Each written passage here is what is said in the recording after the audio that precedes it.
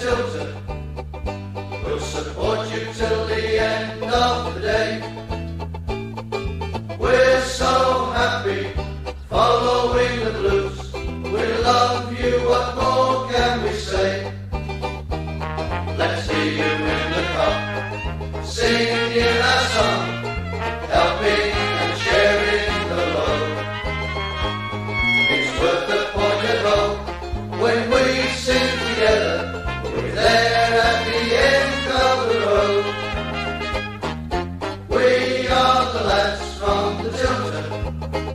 We'll support you till the end of the day. We're so happy following the blues. We love you, what more can we say? We have the Tigners tops here at St Andrews. They gotta give us what we're longing for. It's Birmingham forever, let's hear it from the stand. So come on city, sing this song once more. We are the lads from the Tilton. We'll support you till the end of the day.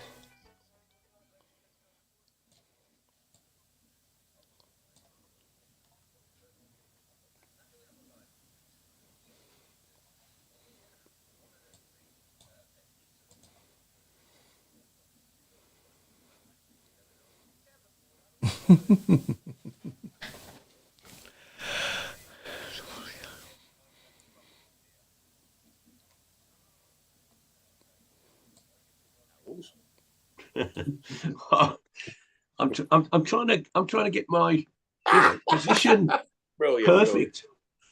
brilliant. He's got his It's the lights as well. Someone and only Mr. Mark Adams. Good evening, everybody. Hope everybody's okay.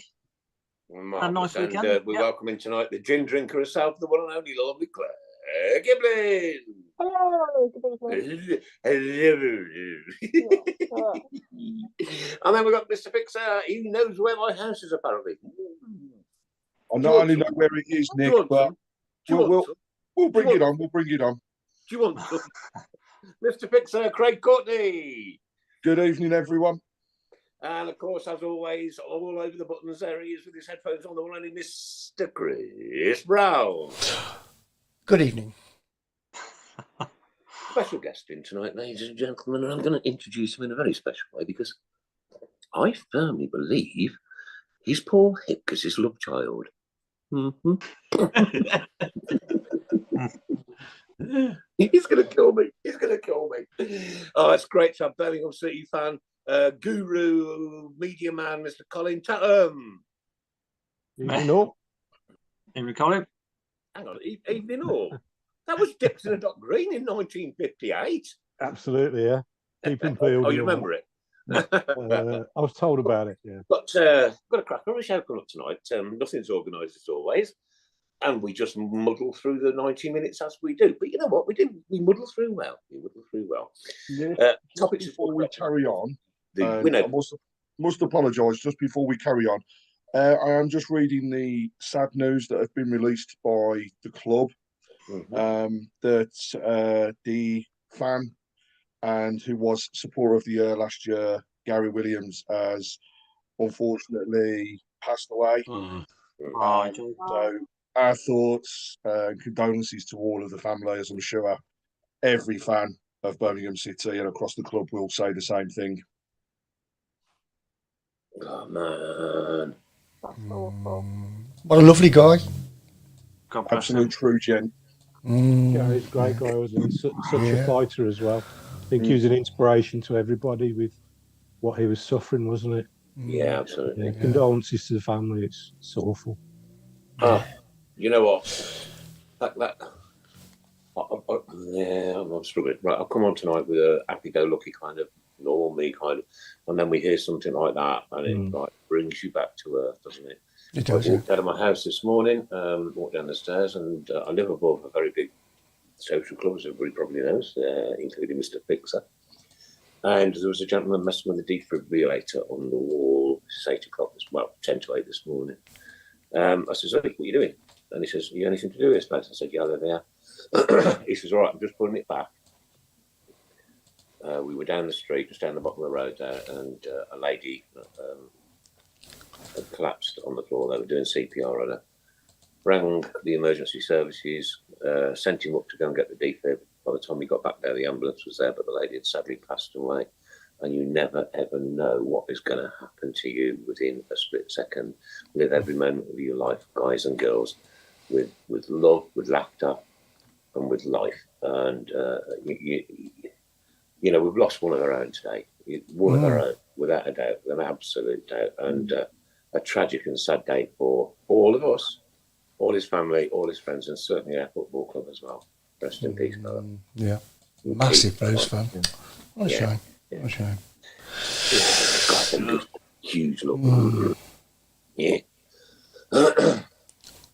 Okay. Onwards we go.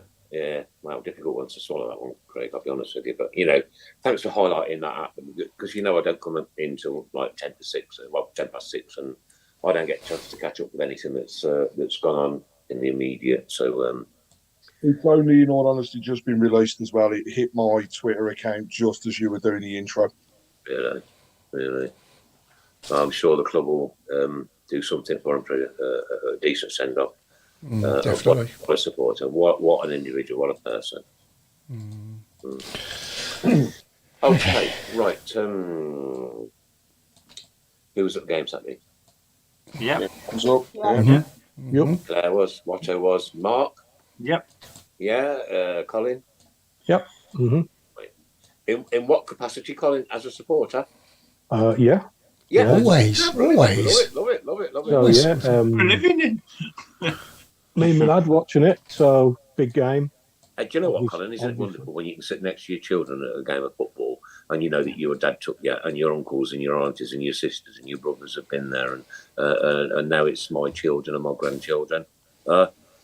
Absolutely, it's been a bit odd for me as well because in my working capacity, I've not really been able to do that. But now I have, and it's great. And also, he's of an age now where he's wanted to go to away games as well, which is interesting. How old is he? Yeah. 17. 17. Look, wait till just he's 18. turned 17. Take him down the concourse. Take him down the concourse and do it heavily with him. Yeah, I've got to be very careful with the company I mix with on a match day, to be honest. I'm sure, yeah. Right, okay, so Colin, you were there, your take on that game, because I was at work watching it on Blues TV, and my God, that first goal was a world-class goal, in my opinion. He took that so well, and the pass was just sublime. It was brilliant. Yeah, absolutely. Goosebump alert, ladies and gents, goosebump alert.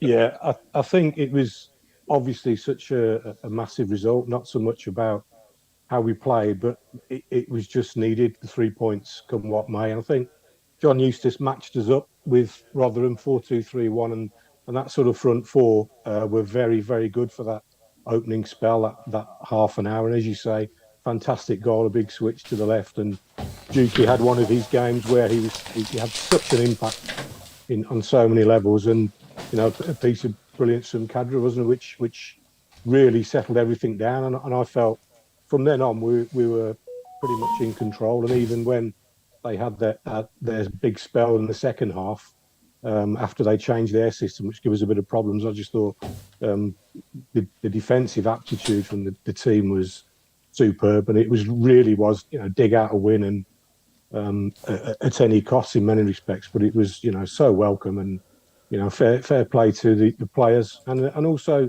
to the management. Obviously, I know John Eustace has been under a lot of pressure. 9 defeats in 11 in the league, not ideal, but he got that right, and he got a performance out of the players. And I think it is fair to say that he's not lost those players once this season, whereas in the last couple of years, I think towards the end of managers' tenures, it was obvious in some of the performances. I don't think you could say that this season, regardless. We discussed at length on this show, and we all agree that we had a very difficult time after the World Cup, and it was like when we were saying, we're suggesting perhaps that players had achieved their goal of getting to a World Cup final, and then all of a sudden say, "Well, that's it. I've done that now. I don't need to put an effort in." That was our opinion as Birmingham City fans. Yeah, Got to say, at the weekend though, Bielik, probably one of the best games that he's had since the World Cup. But also, Craig was honestly a toothless performance. Oh, that's a terrible joke. I was gonna wish him well after what had happened. I mean, it's still beyond me how the player stayed on the field, let alone anything else. Just call me Christian. We'll call you a few things. Don't worry. You don't worry. Plenty of time for that. Yeah, I mean the way the whole team and Collins is that echo really what you'd said. That there was that fight and passion from the very first kick of the game on Saturday that we potentially haven't seen across the board. But Duke was unplayable, and to me, we said last week that was Ruddy the right person to be captain, and I think that actually Saturday we saw Duke leading from the front, and on many occasions he pulled the players to one side and was talking to them separately, and even the defence, he wasn't afraid to give them a roasting, and that's just perfect. It's what you need, on-field leaders throughout, and he was man of the match by an absolute mile on Saturday, and fair play to him because he ran his backside off. What a shift! Yeah, you know, you get to that stage in your career, and he's not a spring chicken anymore, right? But when you put a shift in like that is fan appreciation 100%, 100%. Mark, your take. pretty much echoing what Colin and Craig have said. I mean, like Jukey, hand on heart, last season we thought, yeah, Jukey can barely run, 5-10 minutes and he'll blowing. But I want him to stay now for another season. I want him to finish his career with us now after that. I know he's not going to play like that week in, week out, but he is just invaluable. But going to the rest of the lads, they we looked in control. We sort of always looked comfortable. Even like Colin said, when Rotherham had their spell, Ruddy wasn't really tested, to be fair, because we were just blocking everything. We were just determined to keep that clean sheet, and it was like it was really refreshing. It's like going back to the Blues of old, really. And I think the major influence as well was keeping a fairly basic formation. It's like back to basics, and that's the result you get. So yeah, really happy, really chuffed. Well, that is Mark. A Birmingham City team is back to basics, right? Back to basics. Play the game how we play the game. Don't worry about your opposition. You know me in 4-4-2. It wasn't 4-4-2 on Saturday. It wasn't 4-4-2. No, it was. No, I know, but like. It was simplified. Was it 4-3-2-1? Yeah, 4-2-3-1 really. Yeah. House. It's worth a shout out on a couple of the shout out box already. Jim Toney, long as improved, deserves a mention. Yes. Great finish. Absolutely. Yeah. Centre half. Right, you was at the game. Let's have your take. I think 4-2-3-1 changed it really, and I'm glad that he did. He actually went at them. I mean, they weren't really giving anything anyway. I think with having pace as well, I think Kadra's pace was phenomenal. I would sign him up as soon as possible. Yeah. But I think the main thing is that if you look at the Championship Team of the Week, we've got 3 of our back 4 in there.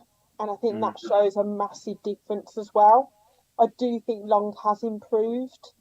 He's a very much get rid of it kind of player. So if it's out, he does kick it out, which can sometimes be a bit frustrating. But I just think, Chang was brilliant as well. At one point, we had 2 18-year-olds in the middle, and I think that's got to be a way forward. Hopefully, if we can, cement that we're still in the division, I think we need to start bringing in some of the youngsters. But I thought Chong was good as well. I just think that everybody just picked it up, and they all knew what they were doing. And I think, Eustace played it right, I think. And Chong for me was phenomenal. I promise you. And when he got the ball on the right hand side, you just knew that he was going to beat that opposition player, and he was time after time after time he was doing it. Yeah, and they got the balls into the box, which is what Jukovic is there. Sometimes though, I don't think we have enough players in there, but it was ball in the box, and that's how we play. If you got Jukovic in there, you've got to have people around him, and I think he did. I think he played it right this time. Cool, Alan. You were at the game, but I was. Yeah, but can I also ask you personally, why do you think Saturday was so much better than the last few weeks? Why was it so much better? That's a very good question. I think your honesty there, old chap. I tell you what came across. First of all, the manager got things right. And I think, as I said last week, I think he didn't get things wrong the week before. He just, rather than twist, he stuck. And in the light of 7 days, we've moved four points on from those down the bottom. All the three at the bottom, 0 point since we played Wigan. 0 point. They've all played in the week as well. Still got nothing. So, but what summed it up, first of all, about, the poor bloke had his face kicked off. And the player that kicked him carried on. No. Yeah. But 2 minutes after, it took a long time to get the poor bloke back on his feet. He looked like a bus had hit him. Yeah. Off he went. And within 15 seconds, Harley Dean wins a header on the halfway line, takes out their bloke and Yuki, flattens the three of them, bang. And the 6 physios running on the pitch. It was a horrible. I could hear it was like skull against skull. It was awful. Go on with that game. And that was the kids. The kids added energy, which we certainly didn't have against Wigan, and they played well. They affected the game, and this is what I've been sort of looking at these two lads. Do they affect the game? Yes, they work their nuts off. Yes, they run. But on Saturday, they both affected the game. And that's what pleased me more than anything. Do you think then, Alan, right, that's a great analysis, mate, nice one. But do you think then that looking at the Birmingham City brick wall, which is what we demand as supporters, right? We demand that brick wall from every player, right? Do you think these youngsters have picked up on that and thought, look what he's just done there, mate. I'm on this. I'm having some. Yeah. Yeah, I think they become moulded into the style of the play. I still can't quite work out what Hannibal's done, not to get a start, but he's not moaned, and he comes on the booking. That's why they didn't want to. Yeah, I get that. But he must be soon past that deadline, so they don't start counting up against him. But he's everybody forgets he's only 20, and Chang get the right one. Chung is only 22, 23. We got our two lads who are 18, 19. Then we brought on yeah. Again, 18, 19. That's a big part of a squad to have babies in. I know that the two ex-Man U players are perhaps a level above, but their legs are still only the same age, and their mentality is still the same age. Yeah. And they're growing. They're growing. You could see it. Totally agree, yeah. Okay, that's the game over and done with, ladies and gents, girls and boys, and we'll talk about the next game shortly. Excuse me, joking. Colin, just before we start, Colin, please don't take this the wrong way, but I swear you have a doppelganger lookalike as an American serial killer. Says Lily Pad, not me, says Lily Pad. Definitely Paul Hipkiss' love child. I don't care what you say. I'm still waiting for the Peter Panu one, so No. A bit disappointed that's not arrived yet. So plenty of that's time. swearing on here, that is. So that won't Plenty come of- out. They'll be plenty- deleted. Oh, ladies and gents, girls and boys, listen. You know what? We have suffered intolerably as Birmingham City fans. Colin, you're a Birmingham City fan. You've suffered intolerably, like all of us, mate. Like all of us, like your son, and perhaps your forefathers before you. I don't know. The levels of communication that come out of our football club have been dire, D-I-R-E, in capital letters, right? It started to get brilliant, and it was superb when Davo and Claire were there, right? They were communicating on our level, football fans' level, every single day of the week. We were finding out what was happening, who was doing this, who was doing that.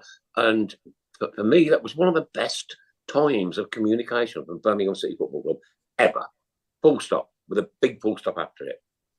Mm-hmm. What's gone wrong, do you think?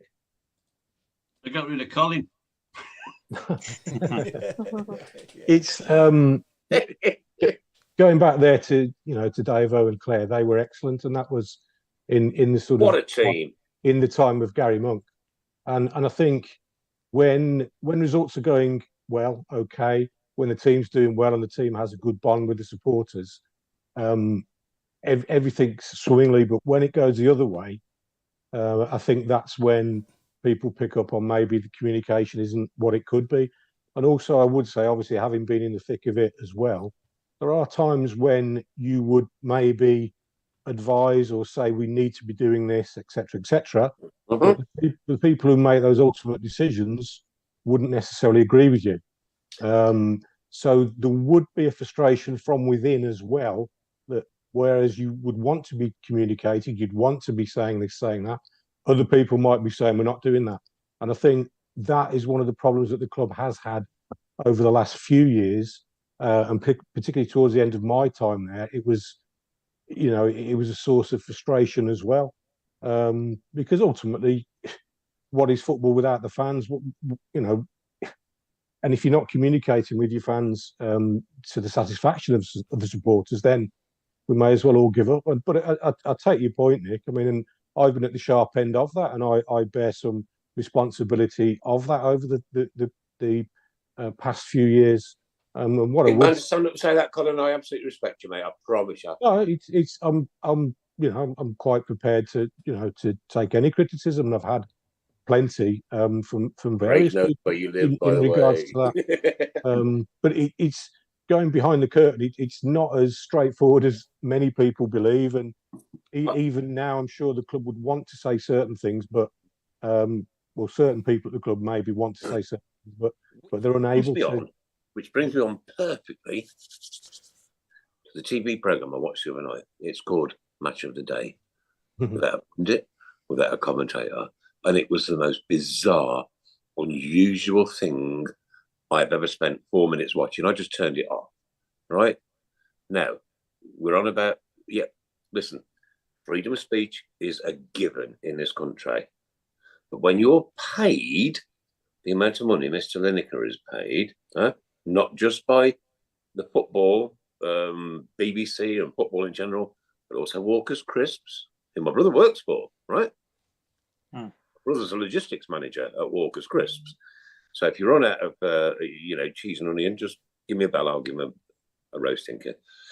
And was he then, in your opinion, you've been a journalist, you've done it, you've been there, was he entitled to say what he wanted to say, bearing in mind that you just said that it's very difficult to actually say something sometimes, especially if it's contractual and you're contracted not to say something? And you know what? When I was in the army, I signed the Official Secrets Act, and I dare not say anything, nothing, zero. It's exactly the same. And people were arguing with me at work today. I said, "Oh no, freedom of speech." Right. What a weird. I don't know if any of your team watched it, but it was just the strangest, most bizarre thing ever. I'm watching the highlights on your phone. I haven't watched I didn't watch it. Craig, the BBC I actually enjoyed it. I'm not going to lie. Claire, preferred the BBC should have just pulled that programme. Now, Mr. Lineker, I hear, has got his job back today. Well done. Well done, Mr. Richman. Yeah. What's it paid for? £6 million a year to sit and do what we do for nothing in exactly the same amount of time, right? Once a week. Oh, crikey, I've got to get up on a Wednesday and go and let me well do. Oh, come on. Do you want to answer that, Colin? Question put forward. I think in Gary Lineker's case, he's because he's a freelancer. It was a bit of a grey area, so I think he felt he could still put what he wanted to do on his own channels, and the BBC, obviously, whether there was pressure from the government, brought him to task on that. So it's a very odd one, but as you said, it was pretty remarkable watching Match of the Day. It was surreal, wasn't it? It was like you said. It possibly, in hindsight, would have been better had they canned the program. They should have pulled the program. Yeah, but I think the curiosity got the better of so many people, and there was 500,000 more viewers, wasn't there? So yeah, I preferred figures it. went up. You enjoyed it? I preferred it. I thought it was so much better. What did you enjoy about Miles not better. hearing the commentary, and what did you enjoy about not hearing a summary after the game? Because why do I need to know that he should have stood there when you know that he should have stood there? Why do I need to know that if they move there, Because, then they Claire, move there, then they because, move there? Claire, Well, it's there not- are Spot people on. in You this know what I mean? country Yeah, who it's aren't spot as on. football savvy as Claire Giblin, and you're very football savvy, Yeah. right? And because some people need to be told these things. I get that, but if it's already happened, and like for example, Mo Salah missed the penalty, I don't need to see it 10 times to know that he didn't score a goal. Like, and I'm not being funny, but Blues aren't on it, so I just want to see. Do you know what I mean? Like, half the time, I actually watch it on catch up to skip it all. So 20 minutes, I Yeah, can same go as to me. bed. I Happy do that. days. I do that. Yeah. And Then you watch the don't need to commentary. pay people 6 million. Brilliant, Claire. Brilliant, Yeah, brilliant. yeah. Something like that. Listen, Bab, Yeah. I promise I respect what you just said. That Putting was aside, superb. Nick, be putting aside Mr. Lineker's salary, and he probably gets a million or so from BT and whatever. And as you quietly say, we do this for the love of it, but we've all got opinions. Now, Gary Lineker's impartiality, to me, means he doesn't bull up Arsenal or Spurs over somebody else. That's as impartial as I want him to be. The rest of the time, he can say what the hell he likes. It's a free country. It's different if you're a political journalist, then your impartiality is about one political side or the other. We all used to hate Gary Newman because he used to bull up the Villa against us all the time. Right? He still does. Now, if Gary Newman was come out to say something political, which I agreed with, then I'd say, well, good on you. And if he said something political that I disagreed with, I'd still, well, you're still a big so-and-so, so-and-so, you Villa so-and-so, so-and-so, wouldn't I? Now, if you probably read some of my blogs, how many of you read my political, you think Gary Lineker's a bit of a one. Well, I'm going to hold my hand up and say, he's a wuss. Some of the things I tell Suella Braverman to do. I can't believe that. But there's no place for that on this show. But when I'm not, without a doubt, it's not watching what it's football, about. I'm making political comments to not people. about that. Nobody gives a toss. Yeah, no, I totally agree. I totally agree. We'll go back to some of the earlier questions and doppelgangers. And Colin, I don't know whether you've heard a few of these, but first of all, Mark Meredith has said, hi, Tats, long time no see. Hope you're doing well. All the best from Texas, from our American colleague, shall we say. But Paul Hipkiss has said you're a dead ringer for Greg Wallace. Oh, yeah. See that one? Yeah. Sorry, Yeah. it's his love child, and I'm keeping it at that. I wish we had his money. Eh? Good. Jason Hughes has said you're Beaker from the Muppets. That was a bit hard. That's harsh. It's very The harsh. lighting. Look at the dear. lighting. Pete Taylor has said Harry Hill. Yeah. No, the glasses aren't right. The glasses aren't right for that. Colin, have you heard all these before? The Harry Hill one's an interesting one, but Greg Yeah. Wallace, yeah, I've heard that one. That's a good one, a new one. And the questions have started coming in on the shape box as well. So, They have, yes. I was going to say. Colin, toughest manager that you've ever had to deal with at the club? Great That's a question. good one. Be honest. I'm just trying to think. There's been obviously a fair few. In fairness, I wouldn't say anyone's been particularly awkward. I think they've all been actually very good. I've been banned by Trevor Francis and Steve Bruce, but I would say I get on well with both. Steve Cottrell is an acquired taste, very intense. So was his managerial style as well. Yeah. Yeah. I wouldn't say there was anybody that either I didn't get on with or found difficult to deal with. I think I always took the view that everybody's different. We have jobs to do, whether I was a journalist or working for the club, and everyone's different. And one guy I've got a lot of time for is Lee Clark. Lee, and I think if he had his time over again, this makes sense. He almost tried too hard. Colin, sorry, I'm really going to interrupt you. Did you see the Lee Clark interview on here? Yeah. My God, that man had got so much passion for that football club. Yeah. And I agree with what you said. If he had his time over again, different story. Yeah. Before you answered that question, actually, Colin, a lot of people were saying the same thing.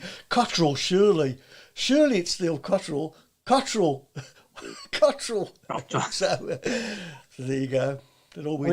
Steve was fine with me. The relationship as a head of media and a manager is obviously different than it would be if you're a journalist and you're dealing with the club and that's the manager.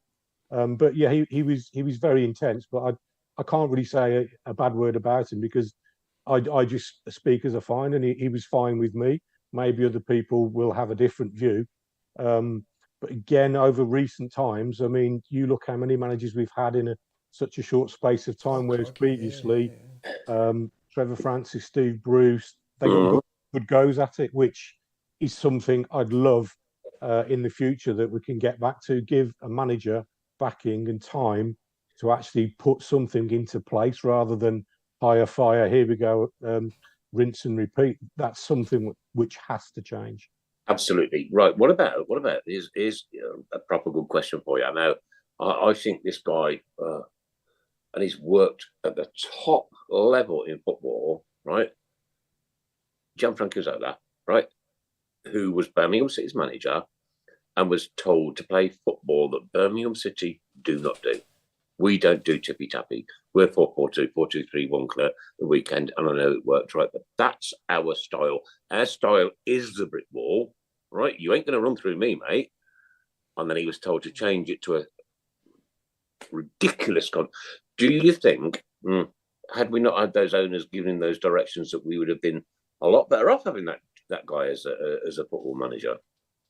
Really interesting question, that, Nick, and it's a really interesting period for the club. That was at a time, a lot of people won't know that the board changed and the directive from a certain person who was in the background then. Can you not name that certain person? I can't, no. Okay. You'll know who I'm on about.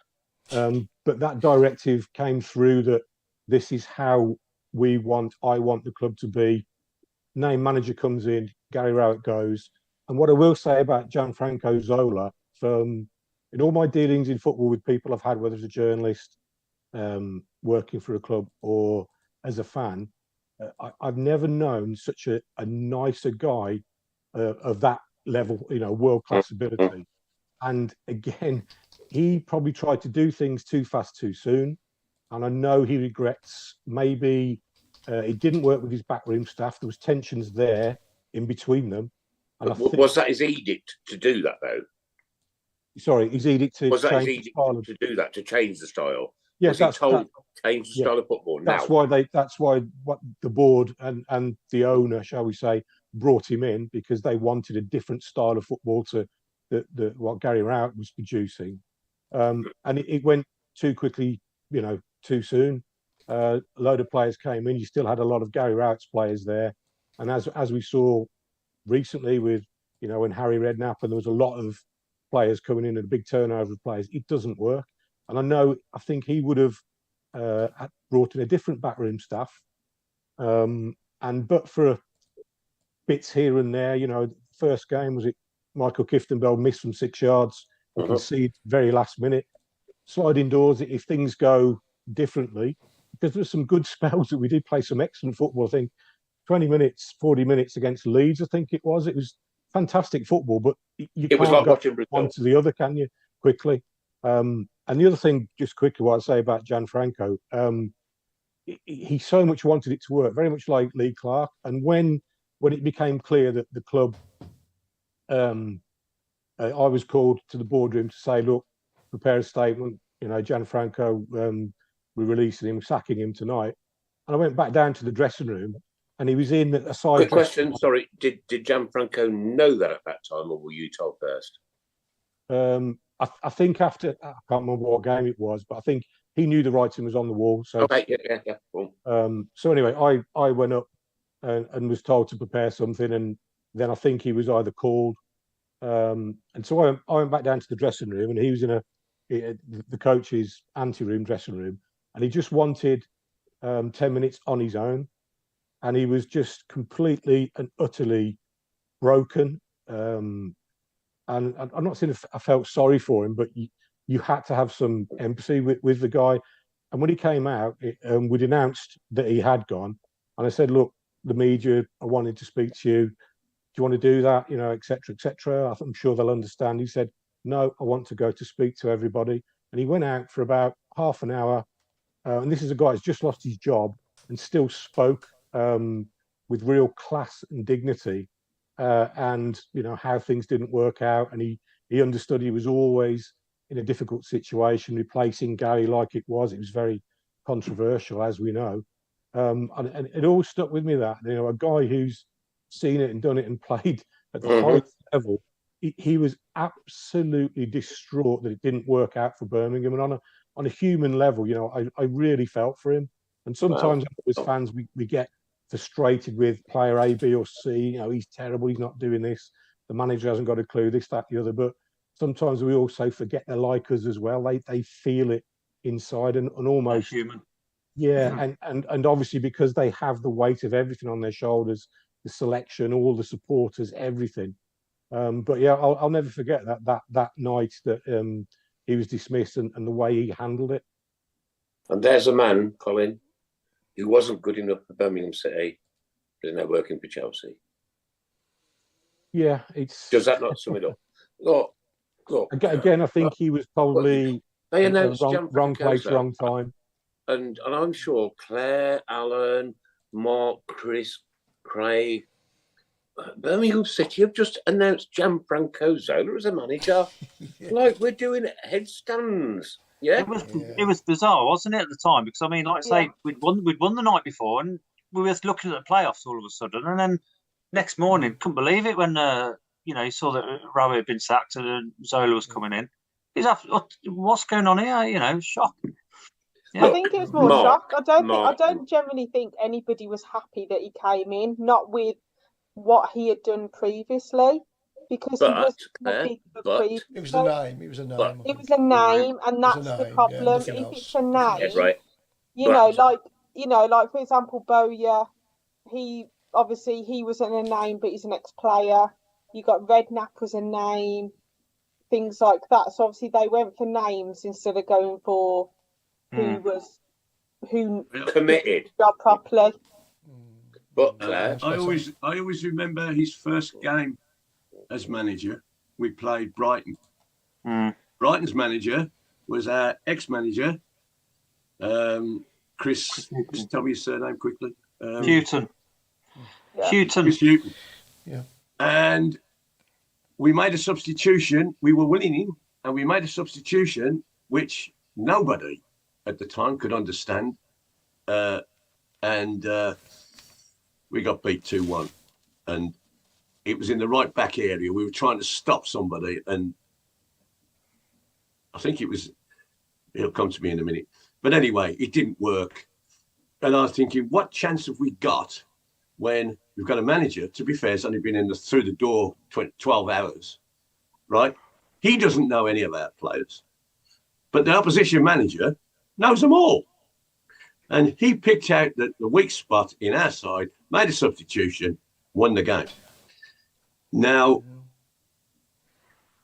that to me was, I always say to people, whether you're Jonathan Lecco or Gianfranco Zola, these people don't select themselves, right? Somebody says, you're good enough, you're in the side. Now, that may turn out to be true or not. You can't blame the person necessarily for having a go. And it's, the buck stops somewhere. And as we've discussed endlessly, our problem is we don't know where the buck stops because we don't know where it's going. But in those days, we did. And nobody,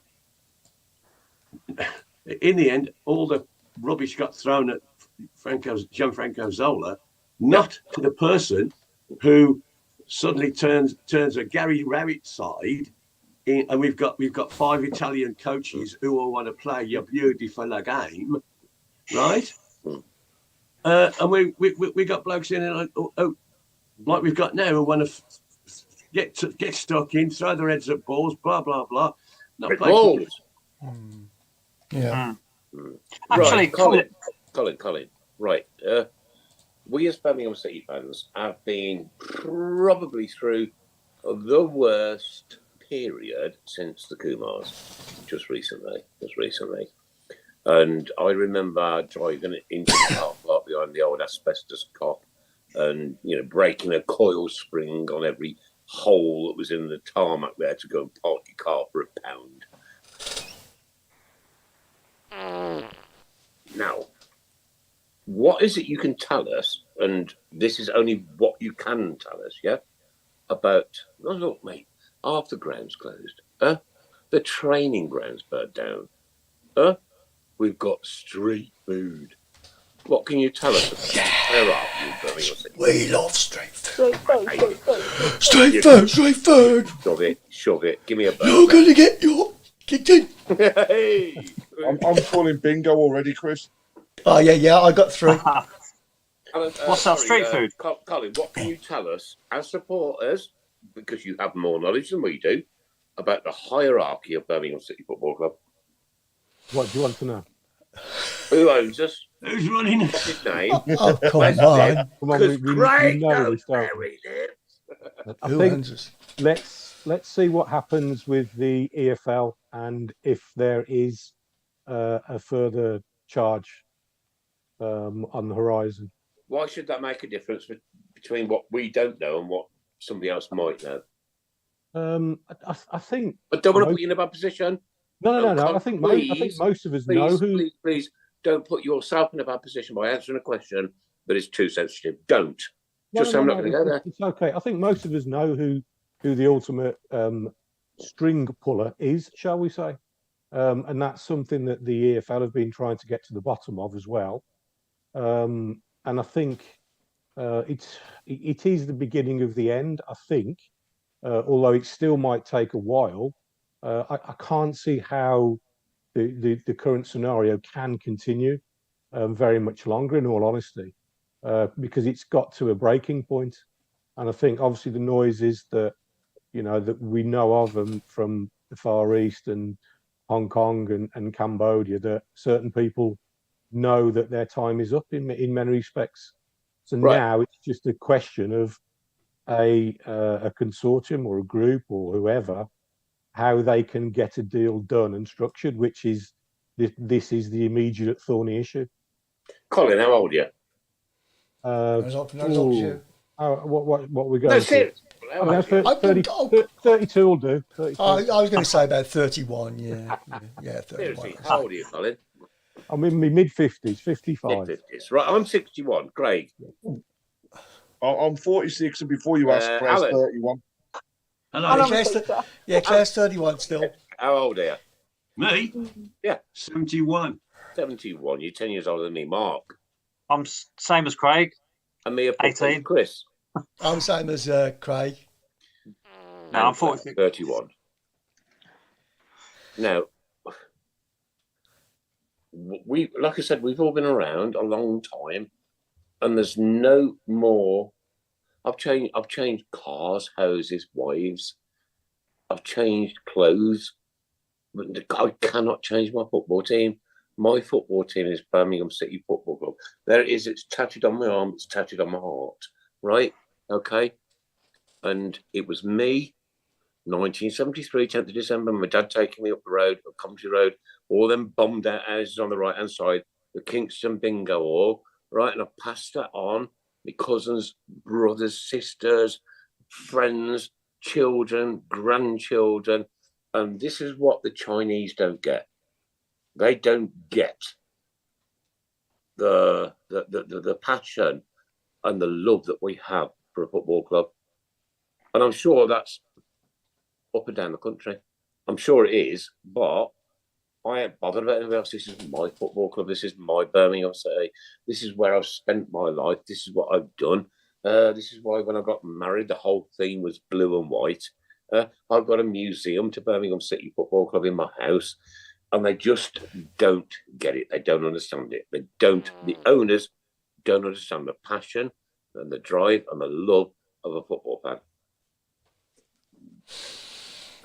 So I'm going to go back to some of the questions on the shape box. There's loads.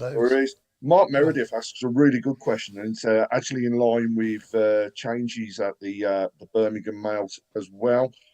So first of all, congratulations, Browne, on the new role. Hope you go on to do well, and welcome. I think it's Alex to the fold of writing for Birmingham. But Mark's question is, Tats, you're, as we all know, a massive blue nose.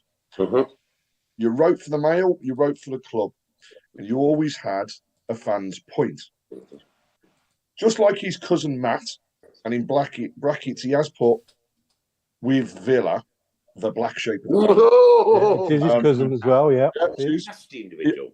And also with the new Blues writer Alex admitting today that he didn't follow the Blues. Does it make a difference to the way, as a journalist, you can kind of write your articles and be a fan of the club at the same time?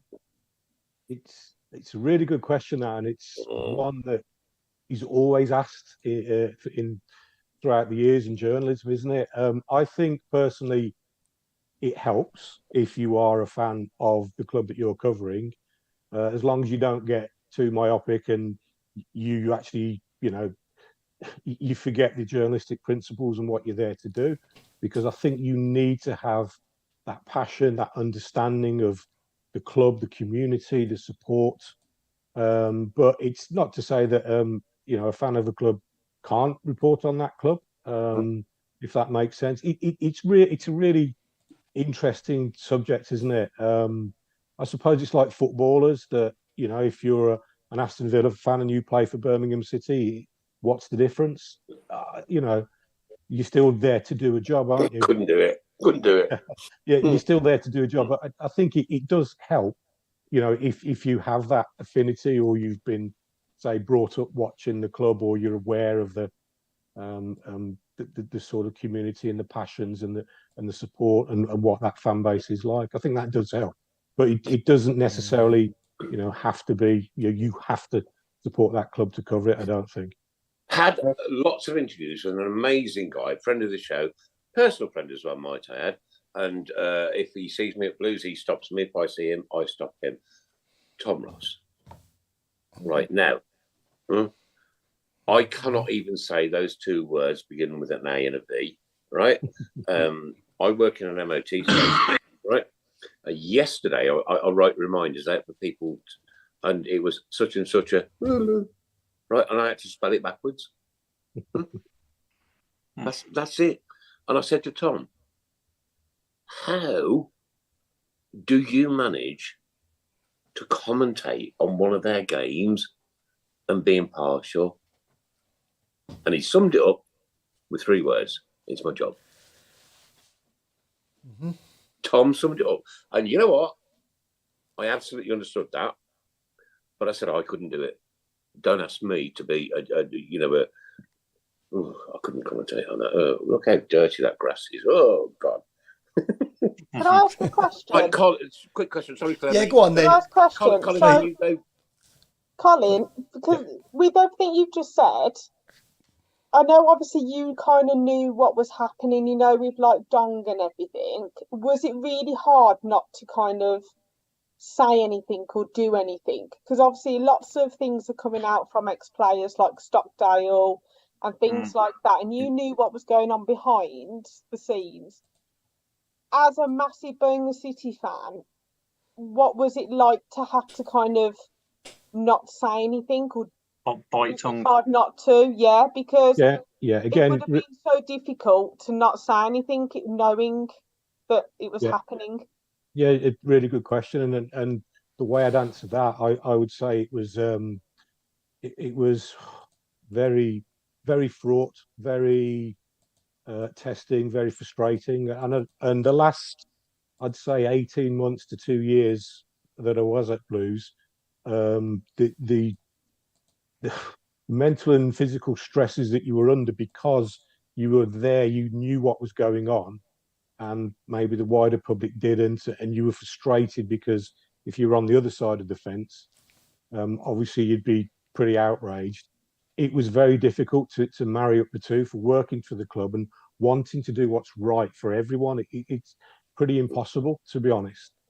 So it was a very difficult, very stressful time, and people will turn around and go, "Oh yeah, but you work for the club, you did this, you did that, you took the money." Yeah, but again, as Nick's just said there, that was my job, and I always tried to do what was best for the club and as a whole, even if some of the things you wouldn't agree with, and you would stand up, you would say certain things, whether that got acted upon or the advice or whatever was done, that's another story altogether. But yeah, it was a very testing time as an individual, and when I eventually I did leave, I must admit I didn't realize how mentally drained I was for weeks on end. I mean, I was absolutely devastated to obviously leave the club with my connections and how long. Was it your choice? I'll come to that in a minute. But I was mentally, physically drained. I didn't realize how much of a toll it was taking, and that's everything. I'm not looking for sympathy or anything, but that's just what it can be like when you're on the inside of a football club, knowing a lot more, than most people do. I'm not sure if that's answered the question very well, but it became quite crazy towards the end. Let's put it that way. And actually, Colin, that's very difficult for everybody there. Colin, that's answered the question. Well. Colin, you have answered that very well, and I'm just thinking to myself, I'm looking at your face, and it obviously brings back that stress. Imagine if you were Gianfranco Zola. You have a position in the club which is very difficult. What? I think he is. I think he's just multiplied by 1,000. Hang on. Colin, someone's asked, what was the first game you ever reported on? Can you remember that? It's a long way back. Properly was it was West Ham United versus Coventry City, and I did a runner for the Sports Argus. I was only a young kid. The pink. I think Coventry actually won. It must have been in 86, I think. And then I started to cover Wolves, and then obviously moved on to Birmingham City. So a long time ago. They were just phasing out typewriters. This is a good question as well. It's from Adam Wilkes. He says, "Did Colin ever want to slip the truth out via a third party so the rumours would stop?" I'd like to think I was professional and didn't talk out of turn or didn't betray any trusts and or secrets for the club that I was working for, which was Birmingham City. Yeah, but do you ever think like, I need this rumour to stop? I've got to get it. I've got to get the truth out somehow. Did you ever think if there was rumours that were wrong? Obviously, as part of your job as a head of media and comms, you would speak to journalists and stuff and brief them, but not on the other side about getting information out there to sort of like, you know, that would damage the club. I'd never do that, and I've never done that. But on the flip side, if it's like, you know, rumours that are going around which were completely wrong, you would actually be proactive to tell people, look, that isn't the case. This is what the case is. You'd definitely do that, obviously. You know, like, you know, fish ponds and people and stuff like that. You know, just silly little things. Yeah. Colin, can I just sorry, Chris? Can I just ask Colin?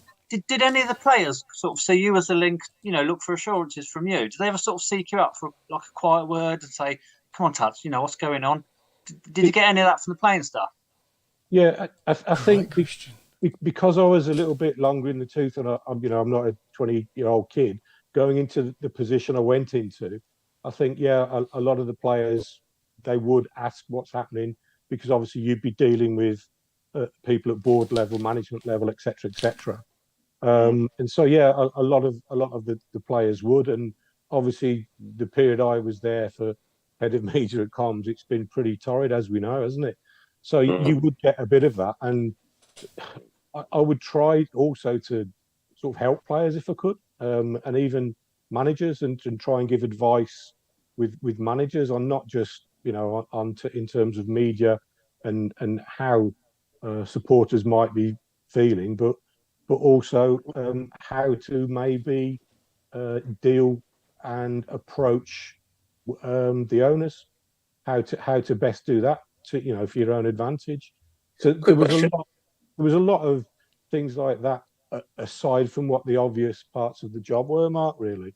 But I think that's come with the experience that I had, and obviously the you know, being a bit longer in the tooth, like I said, as if I was a 20-year-old lad, you know, going into sort of be heading up the media and look after the manager and players.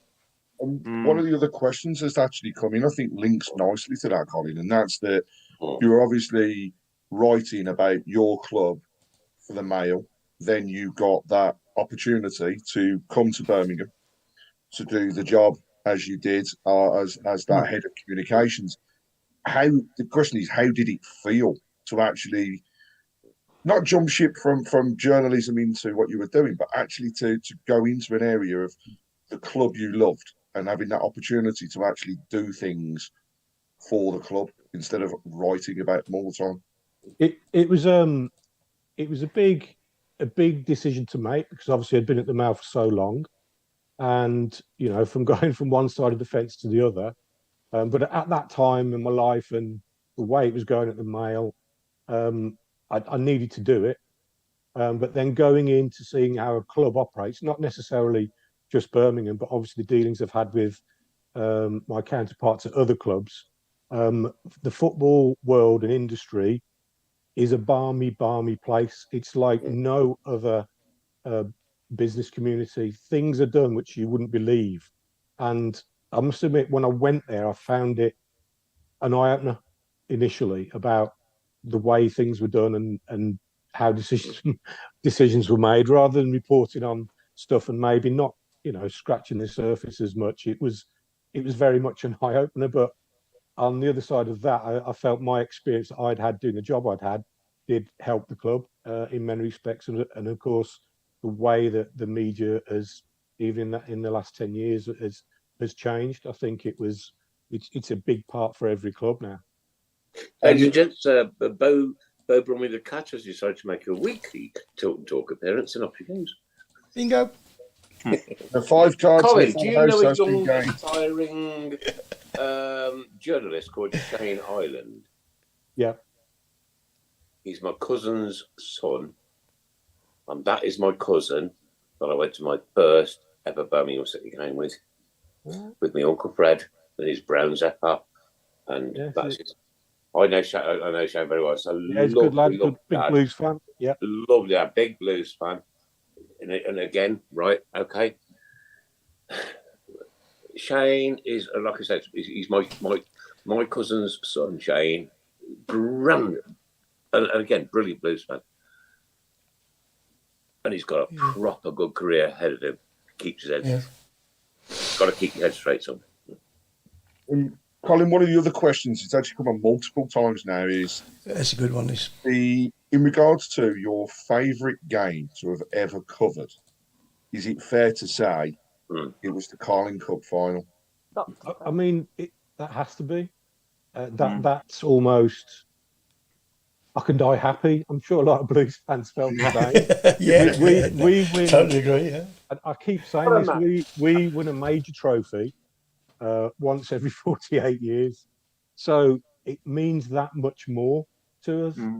And that was just, the second half against West Ham in the semi-final, unbelievable. But and I always have a little bit of a bugbear about this, and I get it, and I was there as well, and the emotional at Bolton when we stayed up. But that was, we're celebrating staying up, avoiding relegation. We should be competing for trophies in finals. We won one. Not a lot of teams can actually do that. And it meant that much more because it wasn't normal. We haven't turned into a Manchester City. Man City we this as Birmingham was City something special. fans celebrate like Bolton, Fulham. We celebrate staying up better than any Champions League side ever. I know it's strange, but don't you think? Wouldn't it be great if we were celebrating being competitive, getting into playoff finals, getting into other finals, staying in the Premier League? But I do get it. The emotion of that day at Bolton, as we all know, was, and I think the repercussions had we gone down would have been Armageddon. To be honest, Question. Did you speak to David Ellery after the Liverpool final? Tried to. But can't remember. Do you agree? Do you agree that it was the biggest theft in football ever? I mean, the non-penalty was the AJ one, crazy, and I think it was Michael Johnson. I think said whether he spoke to David Ellery or might have been Stefan Onshow that he admitted, it was a foul all day long. And you know, after that game, I always remember this. We talk about how managers feel it. I know people have got their views on Trevor Francis. I remember. After we'd done all the interviews and everything, and all the celebrations had died down, going past the Blues coach who was waiting to leave, there was nobody on it. There was only Trevor on the front seat, and he had a 1,000-yard stare. He was gone. He would have loved to have delivered a trophy for us, and I don't think he's ever. I don't think he'll ever get over that. What happened and with that penalty incident, as you mentioned, and again, I would have loved for. Our greatest player to have actually led us to a trophy. And wouldn't it have been lovely, Colin, for that man to not just be able to sit in the Blues club shop with half the books that he wanted? Oh, what a ridiculous scenario. Yeah, let's not go. I'd like to know the name of the person who organised it. And I hope there were not enough books, were there? Let's put it that way. Colin, you were talking about Bolton. And this was the same man, right, when I was doing my paper round, when I was about 14. Oh, paper round. I missed that one. I've never told this story before, Chris, right? But I delivered about 20 papers, and then I come to have a rest. I thought, I'll just read about Trevor Francis sold for $1 million. I sat on the curb and cried. I'm 14 years old, I cried. But he went from. I'm nearly into this as well. They sold Terry Francis. They sold Terry Hennessy when I was that age, Nick. Back to Craig. Colin, if you're in touch with Trevor Francis, tell him to scrub the $2,000 that he wants to go on the show. Come and talk to us. We're just Birmingham City fans. With Craig. Craig. Colin, just on that point, you were talking obviously very passionately around Bolton, and earlier on you mentioned around Lee Clark and the managerial side of things. Just thought I'd let you know that I've actually had a text message from Lee whilst we have been talking. Yeah. What did he say? And his immediate reply was, "Thank you for all of the kind words. Tats was an absolute top guy, and you got 3 thumbs up from him." So Lee was brilliant on the show, as you heard, and he has stayed in touch. And I know at some point we will get him back down to St Andrews to. The one thing for me, Craig, about Lee Clark was when he jumped. Well, just before he jumped, and he went, "It's for you. It's for you," and that was for you. Boom. And remember when he kicked the advertising hoardings against Burnley as well? Yeah. Just that was Lee, wasn't it? It was, Yeah. Most definitely. And one of the other questions, and I think you kind of touched on it a little bit, Tats, but your time at the club came to an end in a bit of a strange way. And people are saying they can pretty much understand and are guessing the name of some of the people, should we say, that were not as helpful as maybe they could have been. But they've said, if you had the opportunity, would you ever go back? What, and do what I've done or in the future? Yeah. You'd never say never, would you? No. No. It's my club. It's our club. Of course I'd love to go back, but I can't see that happening, in all honesty. So I just have to sort of move on and see what else is out there. But yeah, if the circumstances were right, I'd love to go back. That's and all try I to promise you. help. The only thing that's missing in my life, right? And I could walk onto the Blues ground and introduce the team because, like I said, I could, but he's never come back to me. All I want is a wage slip with a penny on it from Birmingham City Football Club to say I worked for my football club. That would be the absolute crowning jewel in my life. Yeah. Mate. I know what you're saying, Nicky. When I moved and people were going, poacher turned gamekeeper, he's taking the club's coin, this, that, the other, blah, blah, blah. One of the biggest privileges of my life was to cover this club for a paper like the Birmingham Mail Sports Argus. It's a massive responsibility. I never took it for granted. And then another privilege was to actually work for that club. And I always felt honoured and a sense of responsibility for what I was doing. And people might say that's a bit, romanticized, but I exactly take your point. It's something that can never be taken away from me. And it's a moment in time. And reporting on that Carling Cup win, I was again very, very emotional because that was a part of history, and I was reporting history of our club. And when I'm long gone, that will still be there. So I've never taken anything for granted, and and I've probably been, I've been very passionate, and that's probably why it hit me hard when I did leave, because that's all I've known my working life. I know, and you know, Colin, and everybody else here knows that you've had your share of criticism. Yeah, absolutely. Right? Mm-hmm. And one night we decided, only down to Mr. Fixer, what a man, to get a guy called in Robbie Savage come on the show. Wow. Everybody was going to rip him in the way hole. Everybody. Right? By the time that show had finished, Colin, like tonight's show with yourself and explanations and talking to people, that guy was once again a hero at St Andrews. Yeah. What are you doing now, Tats? Well, he's sitting on his chair, I think. Are you still journalism? I am seeking employment, shall we say? Right. Okay. Would you go on the radio? I'll tell you what. No, sorry, Claire. I've really got to butt in here. Right. There's a load of guys that do car washes down here that are bloke short. Anything, yeah. Just carry on what Claire was saying. Would you go into radio, or people have asked like BBC WM or even like Blues TV or something like that, considering your background? It's whether there's openings really. That's the difference. So competitive.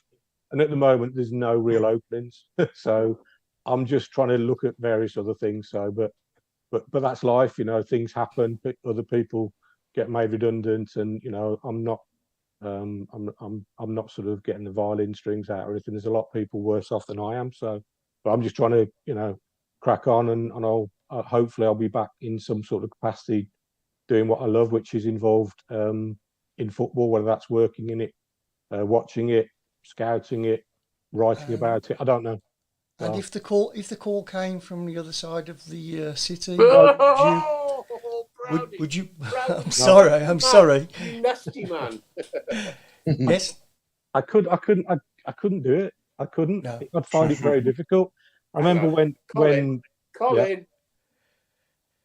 £5 million a year. Could you do it? Oh. No. No. What's money? I just find it very strange. Yeah. Quick story: when we played Villa for the first, sorry, for the first time in a long time over at their place. Obviously, as club representatives, club media, you've got your nice club jacket with the crest on, and I said to the guys in the media team, right, everybody is wearing their Blues gear to this game. And you know what? I was the only one that did. The rest of them bottled it, wearing all the normal jackets because they thought, oh, it's going to be. And where you go to the press box, you're going through Villa fans as well. And they just left me on my Jack Jones. Yeah. Honestly. Well, then Colin Tattum has just become a superhero. Now we are actually running out of time, Tats. So we did ask you to prepare your 1 to 11. Hey, crikey, you've already got 3 minutes. So let's have a laugh and. And also, Colin, once you've finished that, I think you've still got a really close link into the club. Your son obviously playing for Birmingham, and I mean, you get to know, like, you've reported on them, you've written about them, you've worked for them. Now you've got family involved. How does it feel to almost be a parent on that side of things, looking in at the moment as well? It's very strange. Obviously, he's been there 8 years, all through the academy system. It's very odd, and obviously he was going through a time whether he get a scholarship or not at the time that I was leaving, shall we say. So it's very difficult, and in fairness to him, he's shown great resilience and fortitude to get to where he has done, and I'm very proud of him, obviously, as a parent. Of course, yeah. And I know how much it means to him to play for this club. And nothing would give him more pleasure to actually, to go on and, get on the pitch in front of all the supporters.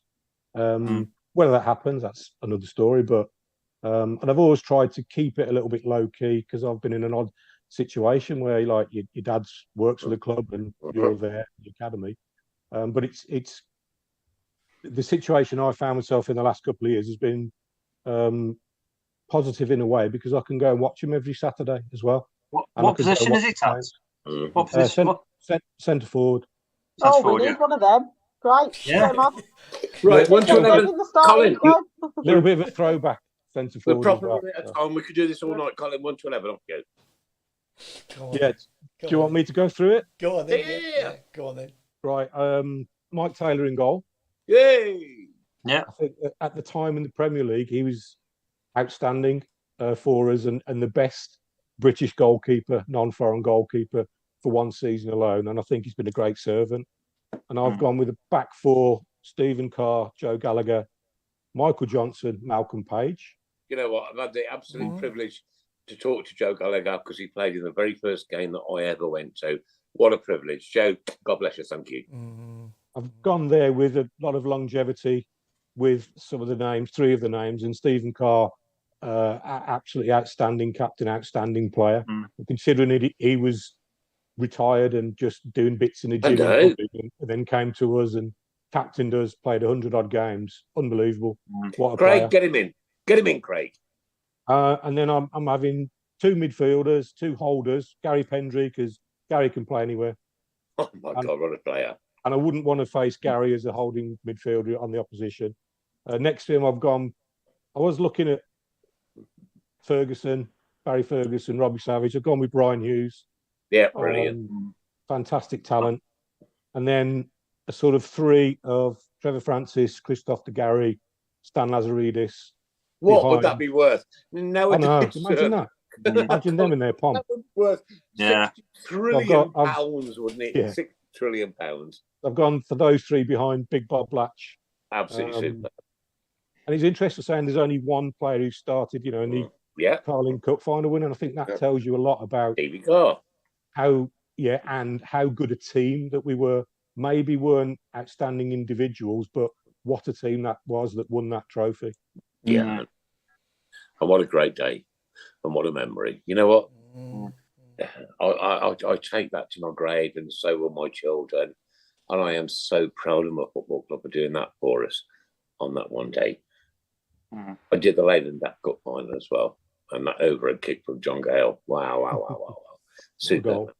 Ladies and gentlemen, boys and girls, we're into the last 15 minutes.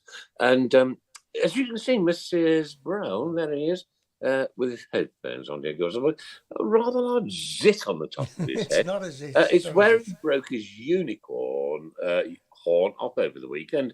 Have a look at it. Right, Chris, zoom in. And there it is. In reality, ladies and gentlemen, what he did in a drunken state that he was in, as always, he walked into the corner, like that, into the corner of a shop. So the last 15 minutes, anything to do with football and a corner shop. Last 15 minutes? I know what. In his head. A corner shop. Corner shop. Corner shop. Last 15 in a corner. So football in a corner shop. Corner shop or any shop? What's inside a corner shop? A corner shop, whatever. Oh, so it's anything inside a shop, basically. All right, Jerry. What about Jerry Till? It's still not funny. Jerry, No, None of us are laughing, mate. No, you're going to get a for that, I'm afraid. Oh, Claire laughed. Yeah.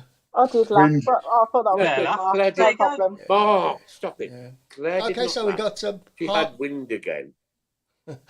Harley Beans. Ooh. Peter Till. Yeah, we got that one. Otter Chocolate. Oh, we got Fags and Blues. Yeah, very clever. Dealey had a 10p mix up. David Celery. What's that? Celery.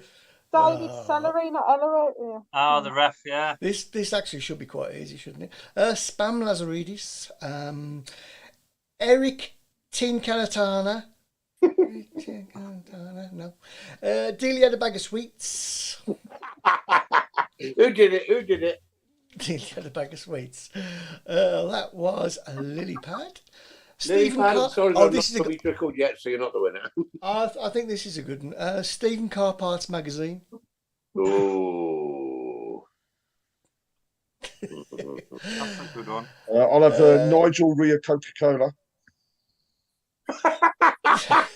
Name shame, Craig, please. I'm putting my hand up. That one's mine. That is. Kyle Walkers. Yeah. Oh, yeah. Ready, Brett Shrey. Yeah, Ready Brett Shrey, Yeah. Brett Shrey. Yeah. Not bad. Could be better, Colin. Oh, Liv may well have come up with the winner here, and this is very clever with Troy the Beanie. What else do I like? I'm going to get them Sherry. I actually don't get this one, but I feel as I should. It's Nurse Gladys Gary Emanuel. Yeah, well done. What's that? Well, Nurse Gladys Emanuel, and there was Gary Emanuel played for us. Yeah. Who's Nurse Gladys? Yeah, but what's she got to do with shops? Shopkeeper. Up North Hours. Yes, of course. Yeah. Working very hard, that one, though, isn't it? Working very hard. So we got West Spam, Nick Coke, Chris Musampa. Whoa. Which? Weren't that funny? Pepsi Max, Colin. Here's a good one. That's a good one. Dwight Yorkie. I'm kind of liking the Ricky Otto crossbun. Yeah, I'm not going to say Nicky Butt Plug. Meal Deal E Adebola. That's clever. That's clever. Tony Curry. Lemonade Bowler. Salt and Lineker. Pat Rice. Dirty Mags Homer. That's a good one. Oliver Bierhoff. Fraser Fosters. What about Oil Quinn? What about what? Oil Quinn. Oil. Oh, Quinn. right. Okay. Well, yeah, but yeah. Ricky Otto Crossbun. Open All Tony Towers. Tony Magazine Towers. That was Magona. another player, Colin, wasn't it? Tony Towers. What a player. John Stone Baked Pizza. I'll have Tumbleweed. I'll just get tumbleweed there. Barry Pawn. Riley. Mark Fish. Bert Murray Mint. What about Brian? What about Brian Liddell? Brian Liddell, yes. Chicken Doy Sauce. Stop it. Pickering Onions. Barry Fry's Chocolate. Yeah, I like that one. 20 Paul Lamberton Butler. Oh my God. These are terrible. They are, aren't they? Oh, Carrier Baggio. Carrier Baggio. Carrier Baggio. That's brilliant. Did you have Nacho? He's a footballer, isn't he? Yeah. Played for Rangers, Nacho. Yeah. Still not very good, but yeah. Paul He Devlin. was a crisp. He had a crisp shot on him. You like to do the selfie as well. Thanks for that, Claire. I'd have been silent for the rest of the night without that Fine. thing. I'll laugh at yours, but nobody laughed at mine. It's fine. Colin Taters. Pat Rice. Dealey Aldi. Michael Morrison's. Tim Flowers. Jason Park Drive. Michael Well. That's a good one. It's the supermarket. Sack person immediately. Matt Cashback.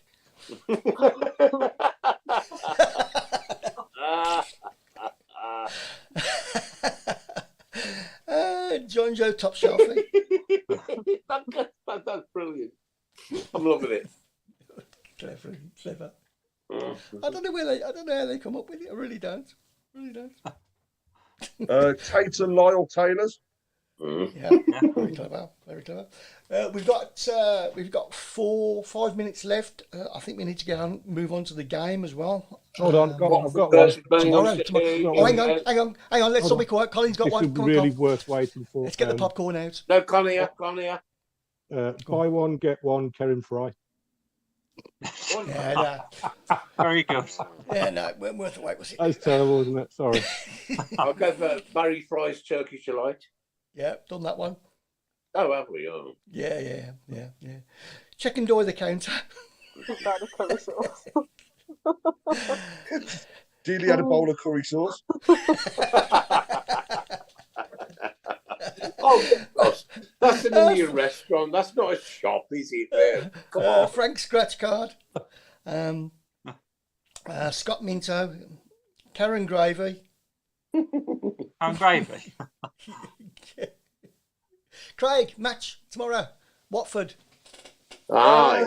Yeah, I fancy us to take a draw down there. Right, I think it'll be a hard fought 1-1. That one. I'm going to go 0-1. Well, or 1-0 to Watford. Who's going? Yeah, I wasn't asking you. I'm going. Oh, I can't make it. No. And QPR And the was will like, say, Whoa, stop. You ready? Paul Scales. No, he's not playing. All right.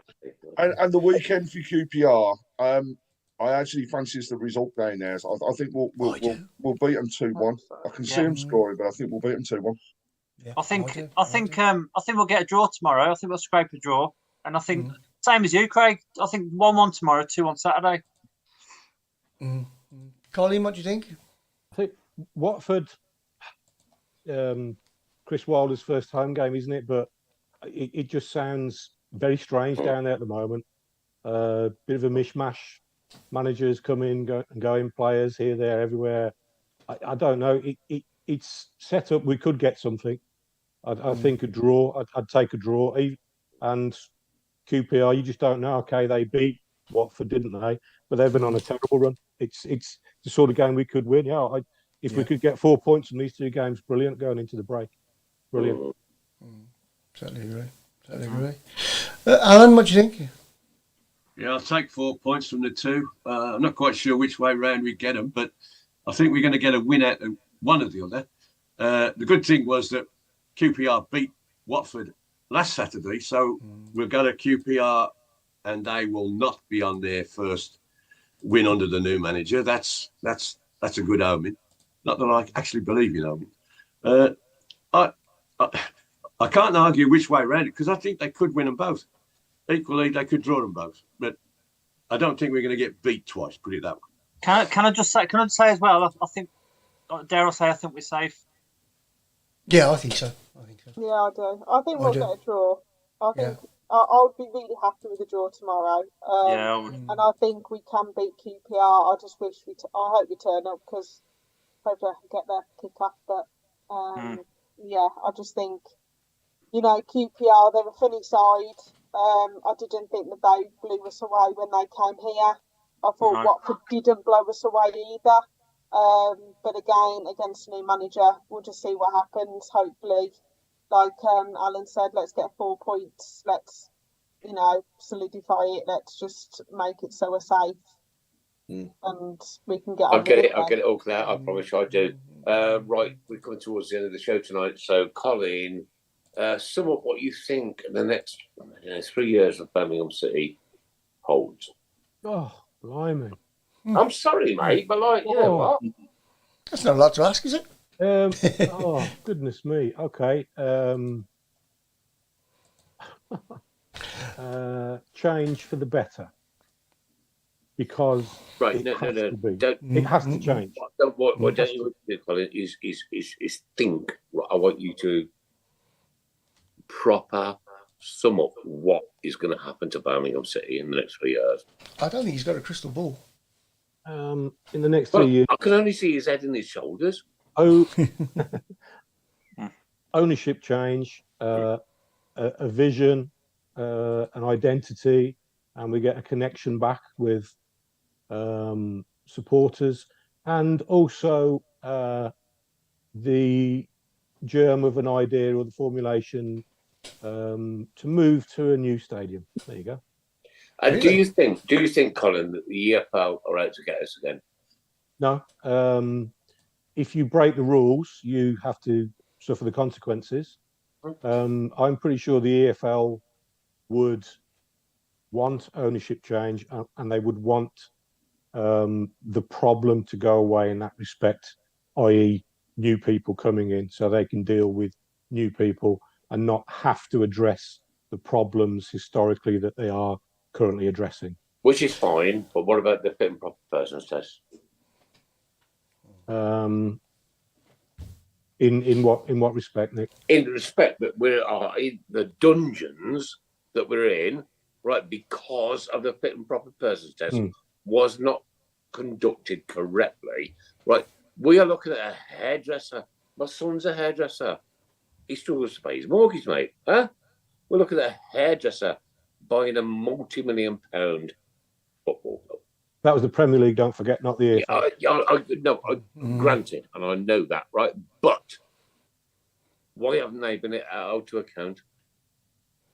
I think the EFL aren't a massive cash-rich organisation, and I don't think you have to prove a lot to be a director or an owner of a club, which they are obviously now tightening up on that, and then a government regulator should also enhance that. I have some sympathy with the EFL, but it's difficult to police. It's been like the Wild West hasn't it? Okay, cool, right? Like the Wild West. So why, when somebody went to purchase a football club, and we all know that football club, we're not going to say it, right? And they turn up for the fit and proper person's test with a checkbook. And Nick, we're gonna have to wrap it up, Nick. So if you want to, you got 33 seconds to say 33 goodbye. seconds. Click in. Goodbye. Goodbye. Keep right on. If you see me at the Blues, say goodbye. Hello. Mark. Oh, sorry. Yeah, miles away. Yeah, have a good week, everyone. Stay safe and keep right on. Alan. Yeah, looking forward to 2 away visits near home. Yeah, all the very best to everybody, and keep right on. Right, God bless. Craig. Good night, everyone. We'll say watch out for some announcements around some other great guests that are going to be joining us over the next few weeks. And also, Colin's coming back, is he? Oh, yeah, Colin, welcome back anytime. Yeah, I'd love to. Fun. It's been Colin, great. Thanks for having me. Colin, right, you know what? You've summed up so much good things tonight, and you've been so dead honest and so open. 11 seconds. If you want to come on next week, every week, and this is what we did to Claire the other week, because she is so good at her analysis, you're very welcome here every single week. From me, Chris Browne, Mark Adams, did you say goodbye? I don't know, I can't remember. Yeah. Chris Browne. Ta-ra, mates. And do you know what? From me, and what a show this has been tonight. Colin Tattum. I can promise you that I never thought it would turn out like this tonight. I thought it would be far more confrontational.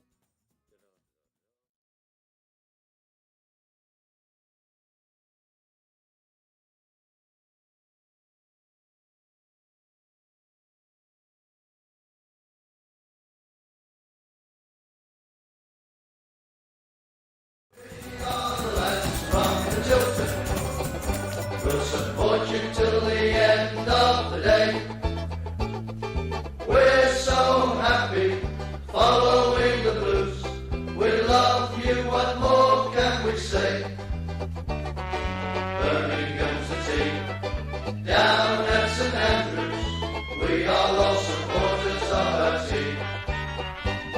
We chant the Super Blues, ringing all around. Now all you blue boys know what we mean. We are the lads from the Tilton. We'll support you till the end of the day. We're so happy following the Blues. We love you, what more can we say? Let's hear you